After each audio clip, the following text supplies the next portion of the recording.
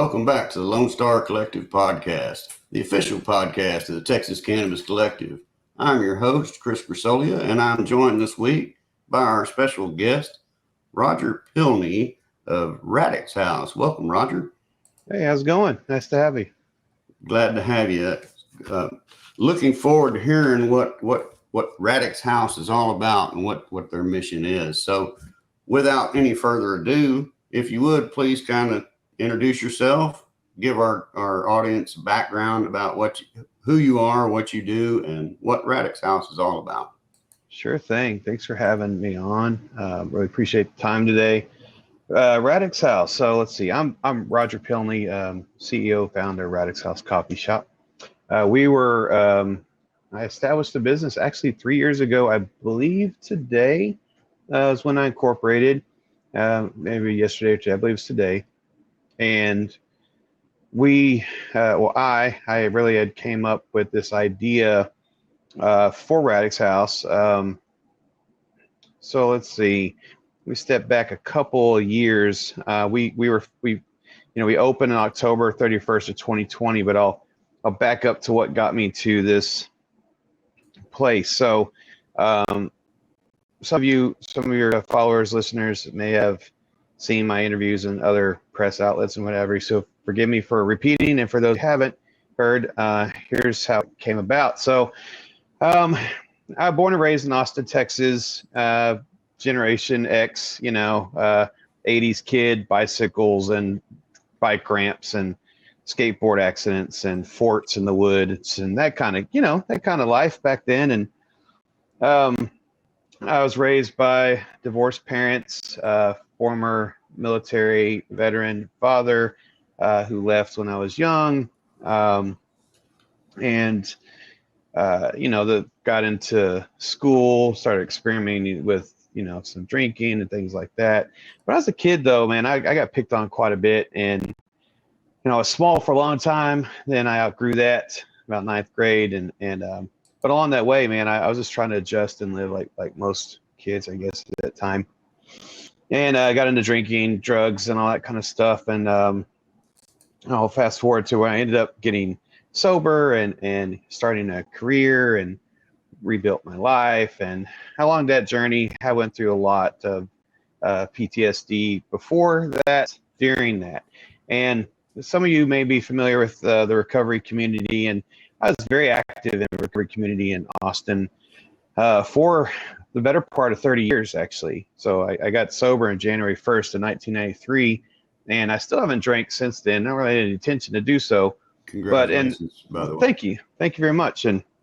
But in those days, man, a lot of stuff was self-help stuff was really coming on the scene. The internet's coming along live around this time, and there's so many varied opinions about what was going to constitute recovery and sobriety and this and that. And abstinence is pretty much the only thing then. Now we have a lot of harm reduction topics around it. It's pretty fascinating pivot, and I think it might help save some lives. But I say that because I saw people, and you maybe never know why they decided to take their lives if they didn't leave a letter or a note. And even that may not really be all there is to it, because suicide is a pretty complex thing for a lot of people. It's it's usually not just one activity that gets you to that point.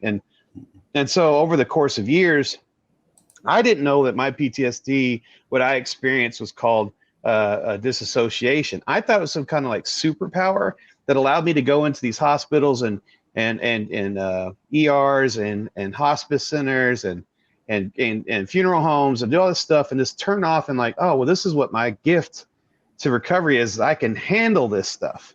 Yeah. And so come along around that 25th year, my neighbor, who I spent most of my time in their yard playing as kids, my mom worked 2 jobs, but thankfully my 5 houses up where I grew up, the mom was stay-at-home mom and dad worked for the state. And so we spent a lot of time at their house. Around this time, I had sort of fallen away, not so with my friendship, and with my buddy up the street, we didn't talk for a while, but all these police cars were out and ambulances and such. And I thought, something's not right. Maybe I should go up the street.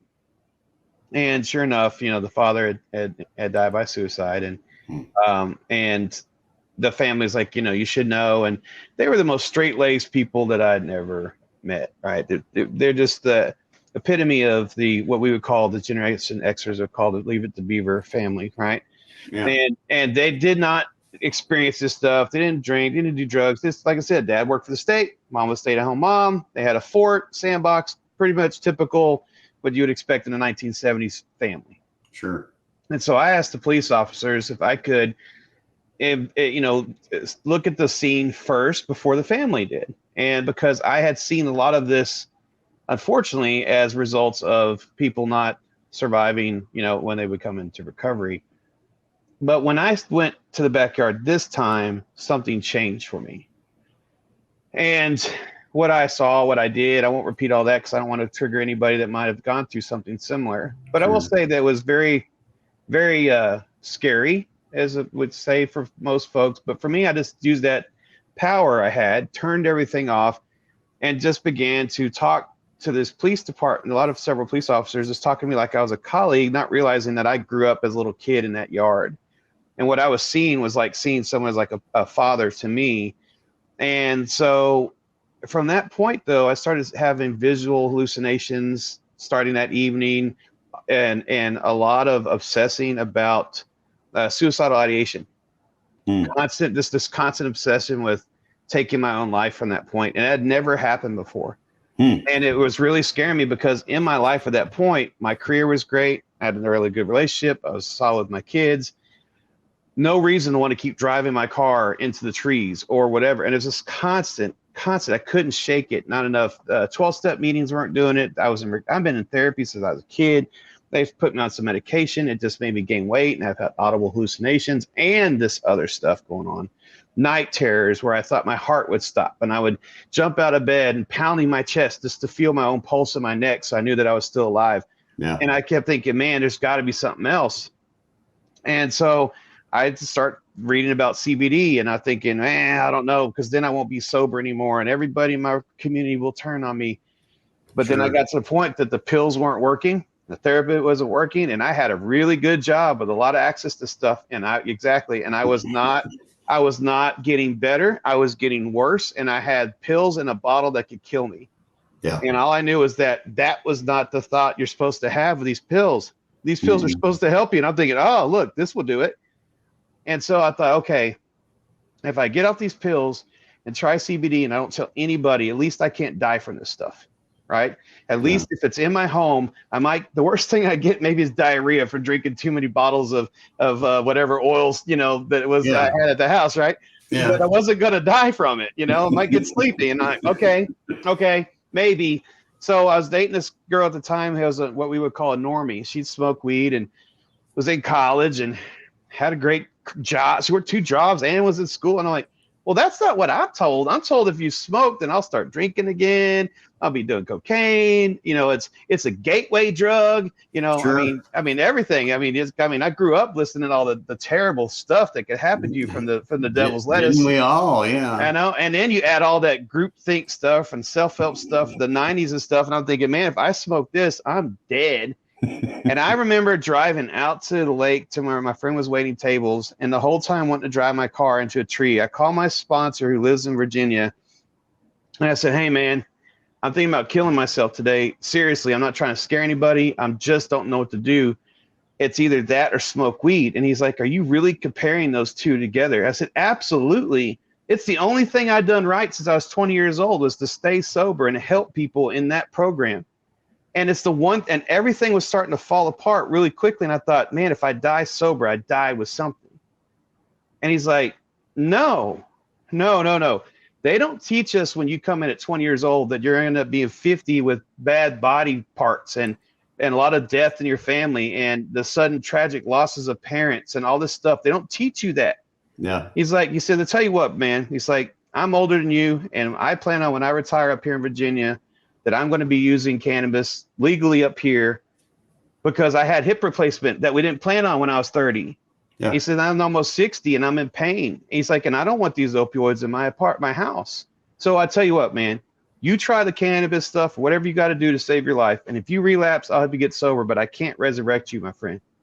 And that was the best a permission, if you will, that I got from somebody who cared enough about me to say, look, it's not about, you know, coins and celebrating dates. It's about staying alive and quality of life. And that's where I tried to smoke.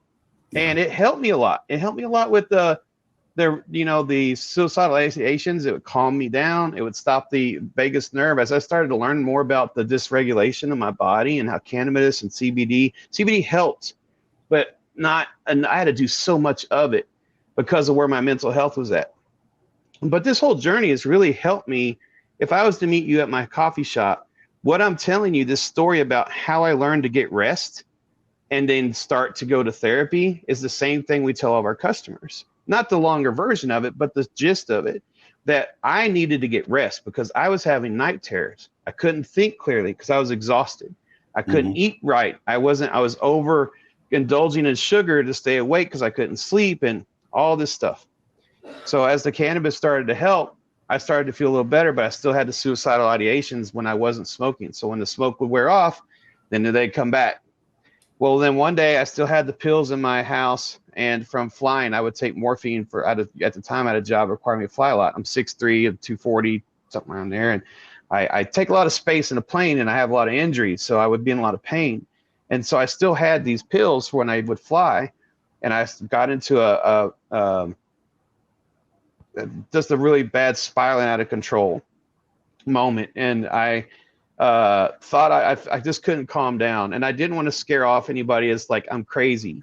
You know, people with PTSD, man, like if you have it, you understand it. But if you experience externally watching somebody else, it seems like they're losing their mind a lot. And I'm thinking, man, this is the first time I've had a normal girlfriend, normal career, everything's going okay, and I'm sitting there having these thoughts of wanting to die, and I just start taking these pills, the things I didn't want in my house. And I took one every 30 minutes, and I look at my clock, my watch, and I'm like, all right, in 30 minutes, I'll take another one. I'll finally calm down. I didn't know why that sounded right. I don't know why that, to me, that was just stupid now, but the time is like, oh, that makes perfect sense. And she opens the door, and I'm laying on the bathroom floor with this pill bottle in my hand. And she's like, what are you doing? I said, I don't know. I just don't want to scare anybody else. Are you trying to kill yourself? I said, I don't know if I'm trying to do anything. I just don't want to feel like this anymore. And in my other hand was the anxiety pills, which they call the Heath Ledger combo, right? I had no idea I had both. She grabbed that bottle in my hand, told me to go to the hospital. Had I taken one of those with all the other stuff, I've been dead. And that's my point when I talk to everybody. It's like, you know what? You might eat too many of my cookies and feel like you're going to die, but you're not. You're not going to, right? Yeah. And I was like, and that to me was so terrifying that I did want to live, and somehow I still almost died. Yeah. And so from that point forward, unfortunately, she and I broke up not too long, pretty quickly after that. And I understand that's a lot to handle. My relationship with my kids went to horrible from there because I was just, what are you doing? And I don't know. And so I thought, pandemic hits, my mom and I living together. She's now 73. I guess I'm 47 at that time, maybe. I said, you know what, Mom? I could work remote from my job. I work in the software industry. Let's move to Colorado where it's more friendly to me. I can get better help. Maybe I can start to grow. And I love cannabis plants. And it's very healing for me to be around them. I enjoy them. I'm fascinated by them. My name Radix means the root of. It came from my fascination with mycorrhizal fungi and how the root systems supported each other and how they made the roots even more like soft hair when you pull them out of the soil and clean them. Like, I was so fascinated. I was like, I want to go somewhere that loves me. Now, I am like a lot of people. We watched Colorado from afar in the news and all this kind of stuff. I didn't know that it was harder up there to start a CBD company for me than it would be here in Texas. I just assumed it's Colorado, legal weed. It's got to be. It's dry counties everywhere. It's worse than Texas 40 years ago with alcohol. Yeah. It's like I had no idea. And so when we got up there to buy a house, we realized, man, I'm up here by myself with PTSD, with an aging mother, my own mental health challenges. I just started doing EMDR therapy. At this point, my work got me into EMDR therapy. Had no clue about it. Now, keep in mind, I'm sitting there thinking, I have this 6-figure job, incredible access to therapy. I was in therapy every week for 20 years or more, medications, et cetera, and I still almost died. What about all those people out there that don't know what EMDR therapy is, that the military uses it with 99.5% success rate, works with phantom limb pain, works with, all these things. It's not one of those deals where I had to just keep talking about it for 20 years about some experience I had with my father. It's a one and done. And I thought, man, I go to Colorado, this isn't going to work. I'm having horrible panic attacks. I pull into a hotel and there's police out the distance. And I happen to be, I guess they still had Christmas lights up and the lasers were all over me in my car. And I saw two SUVs in front of me and I thought they're going to shoot me. And I thought I was going crazy again. I'm like, I got to go home. I got to go back to my EMDR therapy. I got to go back and figure out something else. And I don't know what I'm going to do about cannabis, but I'll figure it out. Yeah. And that's how we got to the idea of maybe some business. So that gets us to that first chunk of where we to the seed is planted, if you will, about Radix House. Absolutely. Well, with that being said, that's a good segue into our first sponsor break. And when we come back, I'll have you talk about Radix House, how you got it started, and what it's all about. Sounds good. So we're going to take a sponsor break right quick. And when we get back, we're going to do just that. We're going to find out about how he got Radix House all started and what it's all about and what they do right after this.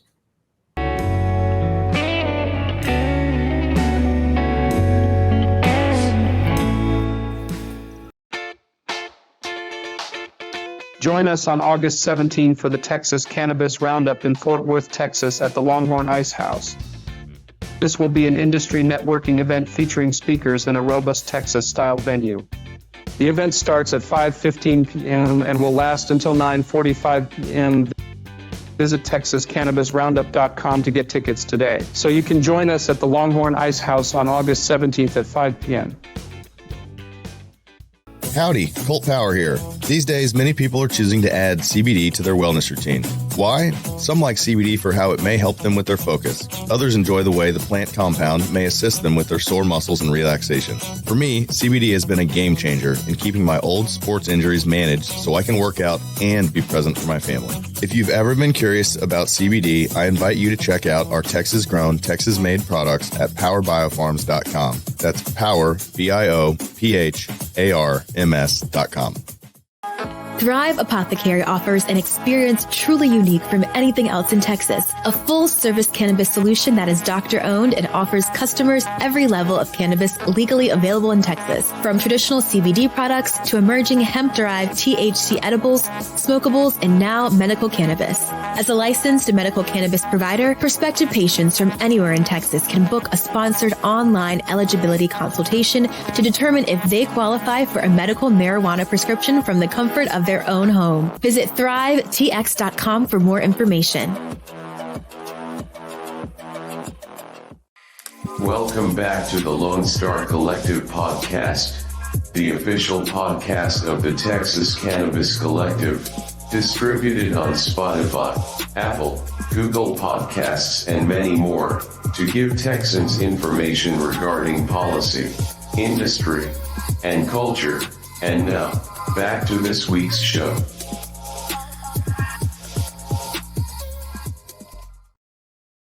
Welcome back to the Lonestar Collective, the official podcast of the Texas Cannabis Collective. I'm your host, Chris Grisolia, and I am joined this week by Roger Pilney of Radix House. And you were just about to tell us about how you got Radix House started. You came back from Colorado, right, and started Radix House. Tell us what Radix House is, what you do, what services you provide, and what you try to do through Radix House, because I know you do some very interesting work and very needed work through Radix House. So please give us all that good information, lowdown on what it is Radix House is and what you do. Sure thing. So what I was telling you, I get back from this trip and I'm like, I feel a little disappointed because I was, a lot disappointed. I was really hoping that I was going to get out to Colorado. There's this beautiful place I was going to move to, and I was thinking, man, last time I'd been out there was when I was a kid, and I thought, man, it would be peaceful. So I was so disappointed that it didn't work. But yeah, a lot of my friends, we are a very sarcastic group. we like to rib each other, give each other a hard time. And I'm talking to my buddy on the phone about, man, I just don't know what to do with this. Like, look, I almost died. I left my recovery community, not so much because I don't agree with what they're doing or not. It's more so because I'm not there to try to create controversy. If the 12-step community is working for them, but then by all means do what you're doing. But if it stops working for you, then I want you to know that you don't have to follow the path that I almost went on, right? And so I thought, okay, I'm not going to go in there and evangelize, cannabis, CBD, and EMDR to a group of people that may not want to hear it. But I knew I wanted to come clean about my use of cannabis, because not from like I was ashamed, but because I knew there's other people out there that were feeling like me. And I thought, you know what? I've always been very outspoken, good, bad, or indifferent. I have been. And I thought, you know what, man? Go ahead and tell people like, look, you've been, part of the amends that I make to the recovery community is because I used to be one of those staunch abstinence only people.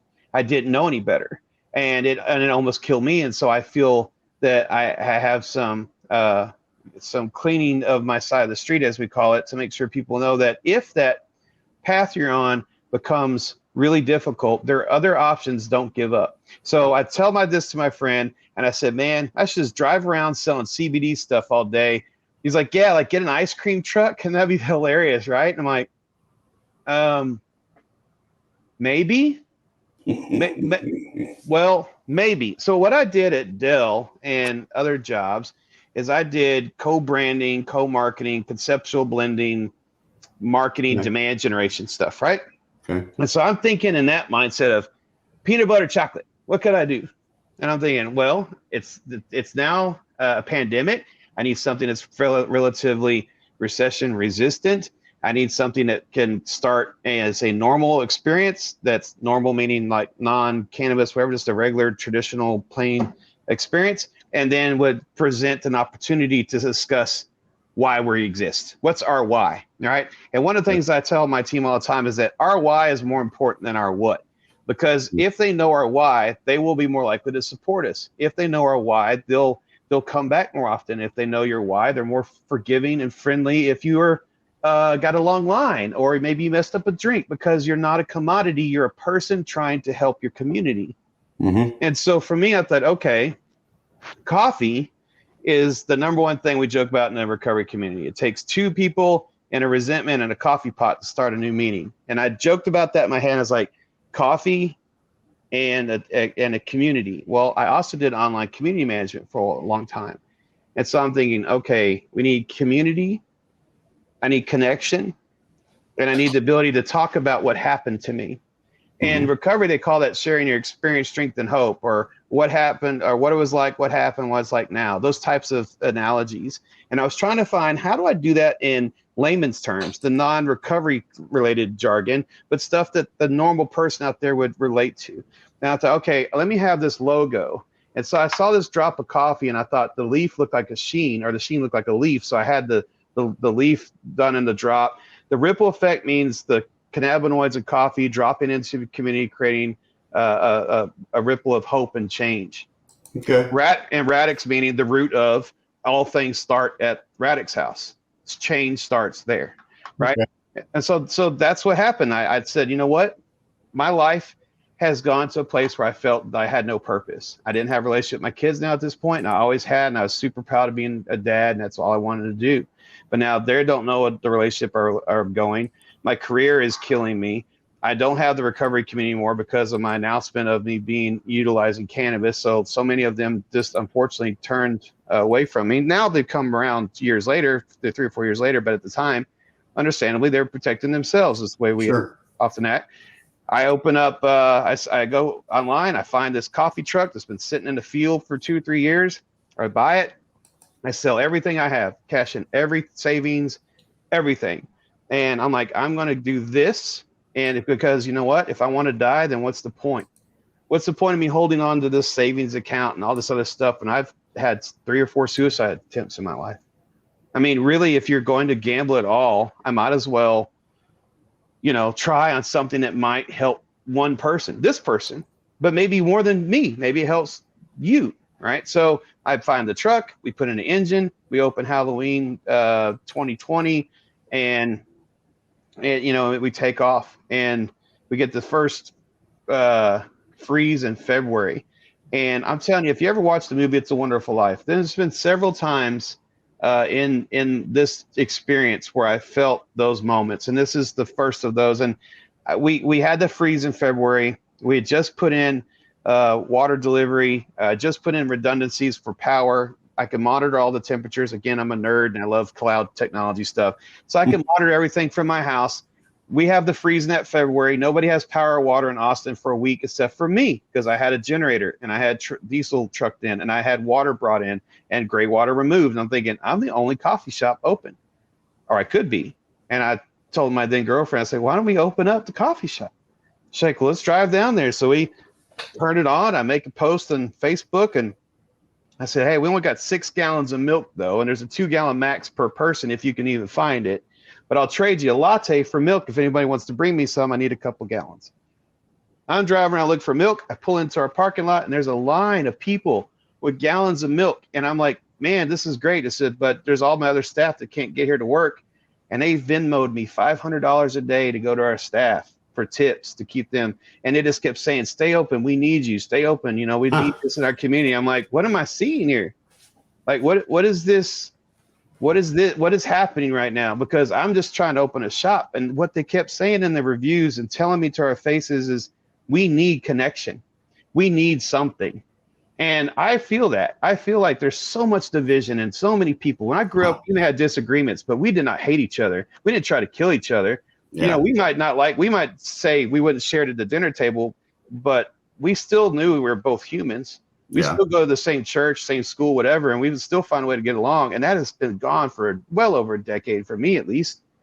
And so these people just wanted something. They've been stuck in their homes. They didn't have anything to rally around. And here we are. And man, we've been vandalized, shot up, all sorts of stuff.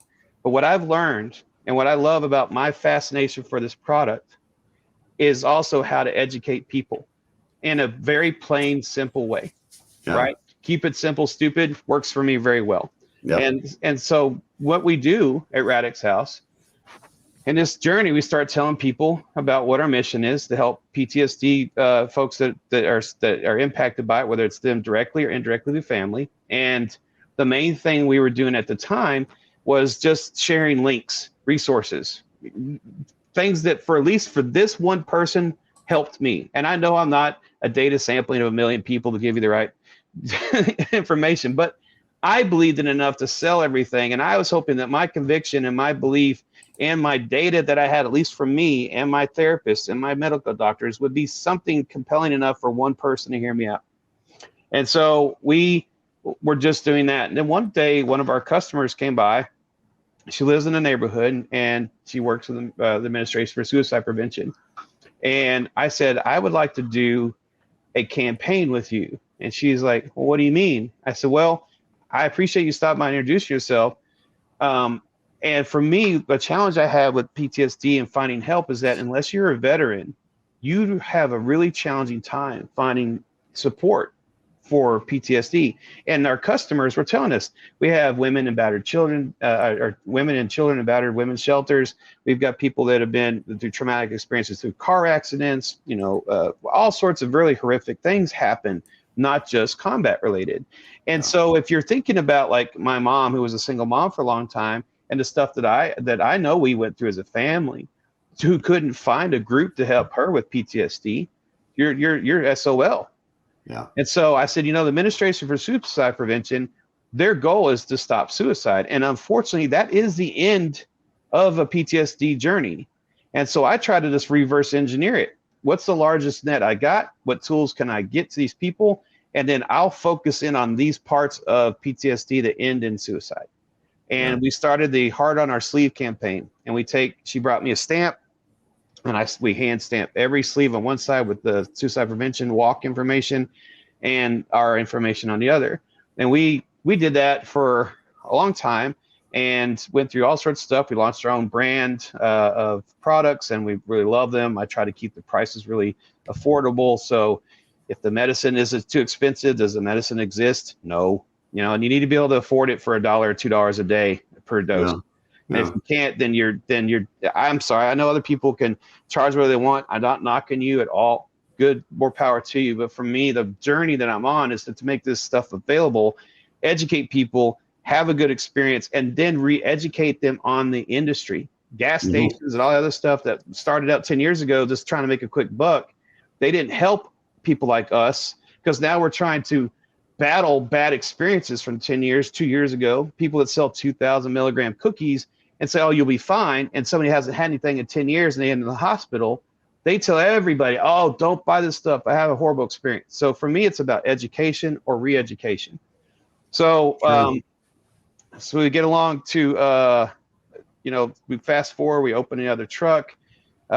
We outgrew the little truck, which is now at Slaughter and Westgate as of yesterday. It reopened over there.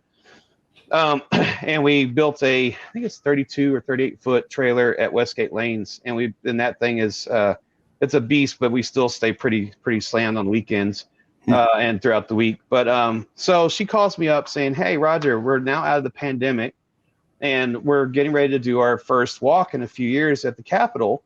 And we'd like for you to be a speaker. And I'm thinking, okay, cool. Right. I'm going to go speak at the state capitol with my leaf. Hey, this will be crazy. Right? I grew up in Austin. I'm native from here. And I'm going to be at the Capitol with my shirt on. And she's like, will you do me a favor? I said, yeah. What do you want? She's like, look up how many of those sleeves you've done.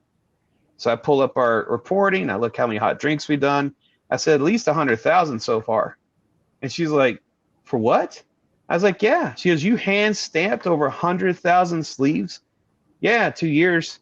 She's like, in 2 years, you've done over 100,000 sleeves. Like, what does that cost? Like labor and stamping. So I figured out, and I told her, she goes, wow, that makes you our main sponsor just by the in-kind contribution that you do for our organization. You're by far the main sponsor for the Central Texas area. And I'm like, cool. I don't know what that even means, but yeah, that's why I was like, cool. Like, does that mean 2 people know me? I don't know. So that's a good stopping point. Like, that's sort of we go from there to, she gets us to the event. I can leave us to this part. She says, come by. It's October 30th. That's our anniversary. I get up to the Capitol. I know nothing other than I see walks, but they have like New York and other giant, places that are much more bigger with these walks. They had tens of thousands of people. I'm like, I don't know, Central Texas. So I see our booth and I get up there. And I said, where do we set up? She's right there in the Capitol, like on the steps. I'm like, you want me on the steps? Like this thing? I'm like, this is Texas, right? Like, you want this? Okay, sure, whatever. Like, I'm still nervous. I'm not as confident as some of you guys are, right? I'm still nervous out there speaking. And and I have my keynote speech. And I said, who else is speaking? She's the lady who lost her husband. Oh, man. Okay, I have my back to Congress. I have my face to the Capitol. I'm talking to my staff. I'm looking at all the purple shirts and our logos on it and signs. Like, this is really cool. And then the radio station's there. And it said, Mr. Pilney, you have a few minutes to come up to speak. Like, okay. And I run up there and I turn around. Oh, shit. There's 10,000 people. It's people from the stairs all the way to Congress. And I'm like, holy crap. Like, where did y'all all come from? Shit, I just got to sneak up bad. Like, y'all are all up on my, like, this is scary and neat and all of it. And I'm like overwhelmed with all these people. And this kind lady gives her speech and very moving. I give her a hug because she's very disassociated at this point. She's like going off towards the door of the Capitol, and I grab her and I'm like, hey, you did great. Your husband will be very proud of you. Come here, give me a hug. You're awesome.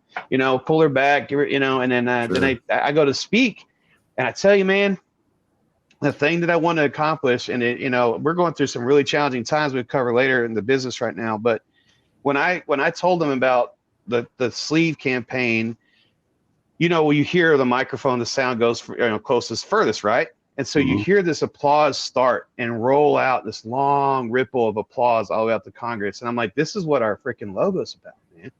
This is like 2 years, and I'm already talking to 10,000 people about suicide prevention, PTSD, cannabinoids, and how they saved my life. Yeah. And I'm like, hell yeah. And it's been the hardest feeling. Yeah. Yeah. So it's been a hell of a grind. So that was in October. So a lot's happened since then. So I don't know where you'd like to go from here. If you, it is about time for another sponsor break. So we'll do that, and then once we get done with that, we'll come back and we'll talk about where people can find your business, how they can get involved, and all that good stuff. Sounds great. So right after this sponsor break, we'll come back and we'll dig into the nuts and bolts of where you can find and how you can get involved and maybe help out with Radix House. And then I even maybe have a little idea for an event we have coming up that might coincide with your anniversary too. So when we come back right after this.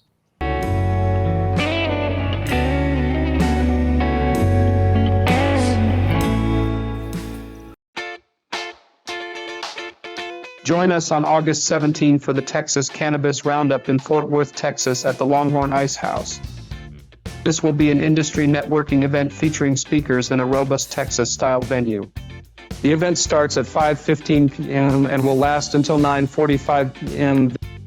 Visit TexasCannabisRoundup.com to get tickets today, so you can join us at the Longhorn Ice House on August 17th at 5 p.m. Howdy, Colt Power here. These days, many people are choosing to add CBD to their wellness routine. Why? Some like CBD for how it may help them with their focus. Others enjoy the way the plant compound may assist them with their sore muscles and relaxation. For me, CBD has been a game changer in keeping my old sports injuries managed so I can work out and be present for my family. If you've ever been curious about CBD, I invite you to check out our Texas-grown, Texas-made products at powerbiofarms.com. That's power, BIOPHARMS.com.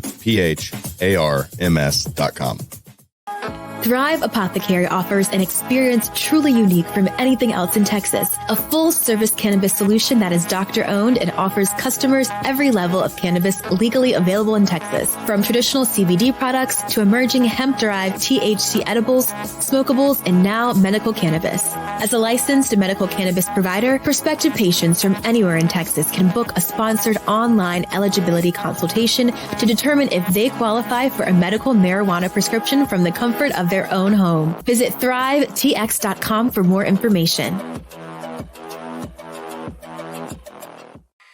Welcome back to the Lonestar Collective podcast, the official podcast of the Texas Cannabis Collective, distributed on Spotify, Apple, Google Podcasts, and many more, to give Texans information regarding policy, industry, and culture. And now, back to this week's show.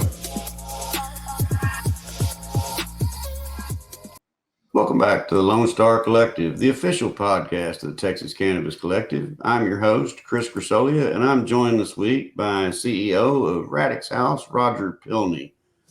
Right before we went to the break, I said something about your anniversary. Don't know if you're aware of it or not, and I don't know if it'd even be a possibility or not, but we throw with DFW Normal, we do a joint venture in October called the Texas Marijuana March and Freedom Festival in downtown Fort Worth, where we rent basically the city park, Burnett Park in downtown Fort Worth. We have usually between 35 and 40 vendor booths set up. We have food trucks. This year we're talking about having making it more of a festival with bounce houses and face painting and all kinds of other things, so it might be something you might be interested in if you wanted to bring your truck up or something, for that Saturday event. Just a thought. It's going to be on October 14th. But that being said, where can people find Radix House? Obviously, you're located in Austin, right? Yeah, so we're our original location's 2701 West William Cannon. That's in the parking lot of Westgate Lanes Bowling Alley. And we just reopened the original truck. It's at Slaughter and Westgate in the Shell gas station. We opened it again yesterday. And I'll get into how and why we just reopened it this week. Okay. So go ahead. I was going to say, tell us. Dive in. All right. So the last 9 months of anybody who's kept up with us has been pretty challenging. At the end of in October, we go into November, and I had a person in the business that was supposed to be watching our cost of goods on several key items that we sell, and they hadn't, and the price had gone up quadrupled, but we were still selling it at our price. And and it's one of our biggest things. And so we're having all this sales in December. It's like, oh, this is a great month. Look at what's going on. It's awesome. I can't believe it, guys. And I checked the bank, and we're almost out, like totally out of money. And unfortunately, one of our key vendors had been charging us twice a month, not once a month, which is very expensive, particular bill.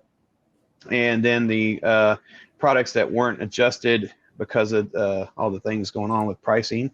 And we were almost bankrupt in December. Then we have that freeze.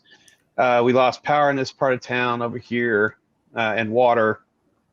And I ended up with concussion, moving water around. I had 10, 20 gallons spill in my car. It was just horrible.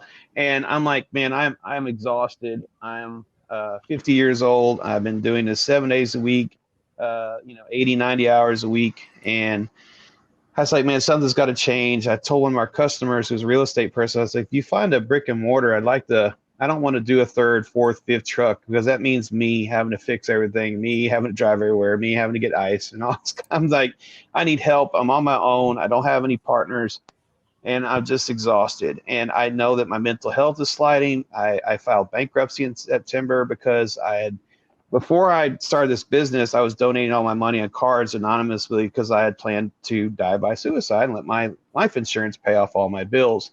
And when it didn't, I had to file Chapter 13 and reorganize. So that's blocked me off from a line of credit that a company doing well like us should be able to access, and I can't. And so as a single partner, I don't have access to capital, so everything is on a cash basis. We have almost go broke in December. We claw our way out by March, and I'm like, something's got to give. We find this brick and mortar. It looks great. It's actually the place I had my first job in high school, in the same building anyways when I was 17. Had the drive-through. The guy was, underwater and some stuff and wanted to get out of the deal. So we assumed the lease, and we worked through it in May. We negotiate the whole thing, move in, we signed the lease first week of June. Second week of June, our air conditioners go out. $30,000 replace those. My mom is older and cognitive decline. I love her to pieces, but she thought she had a lot more money than she did for my dad's life insurance when he passed away. And we ended up spending all of it just to fix everything and get in there. And now we had no money for air conditioners, no way to get a loan for them because they're going to tear down the buildings at some point, we find out. And we find this out after I signed the lease. There was no disclosure that the buildings were going to come down at some point. And I never would have signed that. Whether it's 3 years, 5 years, 3 days, doesn't matter. I can't get air conditioners that are going to be torn out in 5 years from friends of mine. And so now we're stuck. And now we're dangerously close to losing everything. And we're not late on anything. But because of so much money we had to spend there and so much money we had to spend on payroll to try to make this work, this is the first time we've ever contracted as a business. And it's extremely painful for the people who lost their jobs. It's extremely painful for my mom, who right now is terrified that, we're not going to pull through. And you know what? Over the last week, our community has really shown up, and instead of buying a small, they bought a medium or large. They bought an extra donut, donated money. It's been amazing. Another one of those experiences, like I shared at the top of the call, where people brought milk. People are showing up, and every time in December, I made the same post: "Hey, we're frozen. If we don't have customers tomorrow, we're broke. We're out of business." They showed up to our truck. So we closed the restaurant officially on Saturday. And I've been in the process moving out of there, and we reopened the truck on Monday. And right now it's day by day, week by week, that we're just making sure all of our bills are paid. Our staff gets first. I didn't even start paying myself until I was forced to, because I live with my mom and my needs are met. I just want to help people not die from PTSD. That is it. That is all I care about. And for us, right, and my team that helps that happen. So if any of your viewers, watchers, listeners, however they're consuming your content, can come by and support our team members, we appreciate it. If you can tell your friends, share the content, because our goal is to drive awareness around PTSD and that there's hope, and to end suicide. And that's absolutely all, right. Absolutely. Well, what you're doing is an extremely noble thing. We need more people in the world wanting to provide the service like you're providing, trying to prevent suicide for people who suffer with PTSD. is a very important thing in this state and in this country and in the world. Being a former first responder, I can attest, PTSD is not something that people can deal with on their own. It's just not something you can do.